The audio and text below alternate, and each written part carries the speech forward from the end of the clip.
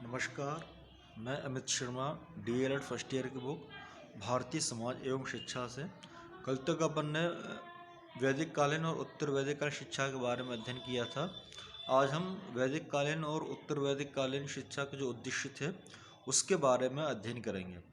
वैदिक कालीन और उत्तर वैदिक कालीन शिक्षा के उद्देश्यों में सबसे पहला जो बात आती है वो है ज्ञान का विकास।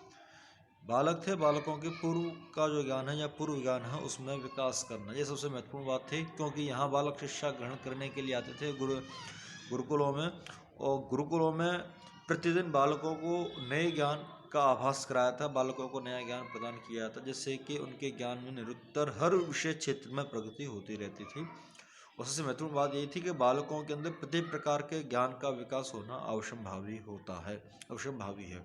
दूसरी पर बात करते हैं स्वास्थ्य एवं संरक्षण, क्योंकि वैदिक काल में या प्राचीन काल में स्वास्थ्य और संरक्षण मतलब खुद का स्वयं का संरक्षण पर बल दिया जाता था, जिससे कि बालक स्वस्थ हो सके। क्योंकि प्राचीन काल में जो स्वास्थ्य व्यवस्था है वो इतनी ज़्यादा नहीं थी जितनी कि वर्तमान काल में, इसलिए ये समझा जाता था कि प्राचीन काल में जो व्यक्ति है वो शारीरिक तौर पर और मानसिक तौर पर दोनों ही रूप से अपने आप को सुरक्षित रख सके, बलिष्ठ रख सके, पुष्ट रख सके। इसलिए इस प्रकार की शिक्षा बालकों को प्रदान की जाती थी, जिससे कि बालक स्वयं को स्वस्थ रख सके और उसका अपने शरीर का संरक्षण कर सके, शारीरिक और मानसिक रूप दोनों से। तीसरी पर बात करते हैं जीविकोपार्जन की शिक्षा की अपन बात करते हैं। जीविकोपार्जन शिक्षा का मतलब है बालक को ऐसी शिक्षा प्रदान करना जिससे कि बालक अपने जीवन में धन का उपार्जन कर सके, अपने परिवार का जो अर्जन है उसको कर सके। इस प्रकार की शिक्षा महत्वपूर्ण समझी जाती थी। इसको अपन जीविकोपार्जन की शिक्षा के नाम से जानते हैं। अगली अपन बात करते हैं संस्कृति का संरक्षण। संस्कृति के संरक्षण से तात्पर्य है कि तत्कालिक समय पे या प्राचीन कालीन समय या वैदिक काल या उत्तर वैदिक काल में जो व्यवस्थाएं हैं, जो उनकी संस्कृति थी, जो उनकी सामाजिक संस्कृति, धार्मिक संस्कृति थी, उसका संरक्षण करना, उसकी रक्षा करना, हमारे जो वेद पुराण हैं उनकी भी रक्षा करना, ये महत्वपूर्ण बातें थी। वहाँ पे जो भी संगीत कला के माध्यम से जो भी बातें बताई जाती थी वो उन सब चीज़ों का संरक्षण करना। अगली पर बात करते हैं नैतिक और चारित्रिक विकास की पर बात करते हैं। नैतिक और चारित्रिक विकास का उद्देश्य उसमें महत्वपूर्ण हुआ करता था। थोड़ा सा अंतर यहाँ देखने को मिलता है नैतिक और चारित्रिक विकास में।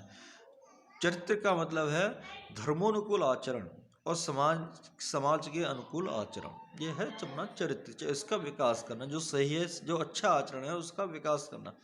नैतिकता का मतलब है धर्मोनुकूल कार्यों को करना या ऐसे कार्यों को करना जो समाज को एक नई दिशा प्रदान करते हो, समाज में गलत भावना नहीं पनपने देते हो, समाज को एक स्वस्थ समाज का निर्माण करते हैं। इस प्रकार के जो कार्य है उसको अपन नैतिकता कहते हैं।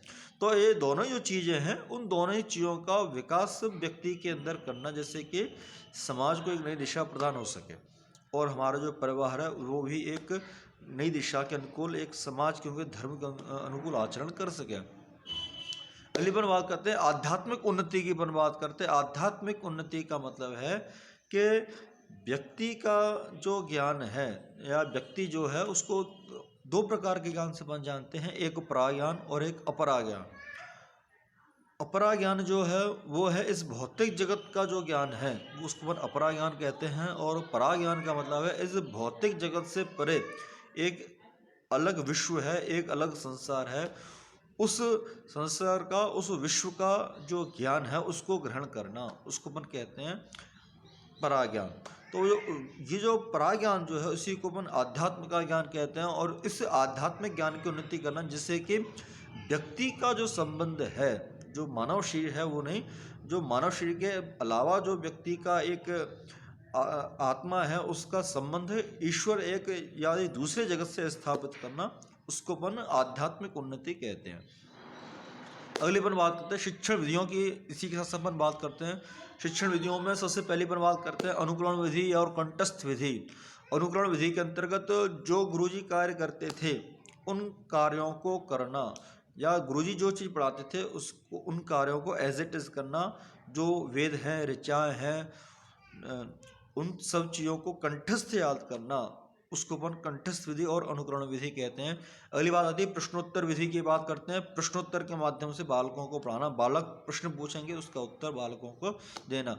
वाद विवाद विधि का विधि भी यहाँ देखने को मिलती है। वाद विवाद विधि का मतलब है कि जब कोई बालक किसी बात को पुष्ट करता है, बालक कोई बात को प्रस्तुत करता है तो उसके विरोध में बात करना, और इसी के साथ साथ आती तर्क विधि और आती है इसी के साथ साथ उस तर्क के माध्यम से उस बात का निराकरण करना या अपनी बात को उच्चतर स्तर पर पहुंचाना। ये दोनों ही वाद विवाद और तर्क विधि इस प्रकार से मिलने के लिए। एक आती शास्त्रार्थ विधि। शास्त्रार्थ विधि का मतलब है हमारे शास्त्रों में जो बातें हैं उन बातों को बताना, सही क्या है, शास्त्रों के अकॉर्डिंग क्या सही है क्या गलत है, इस चीज़ को प्रस्तुत करना।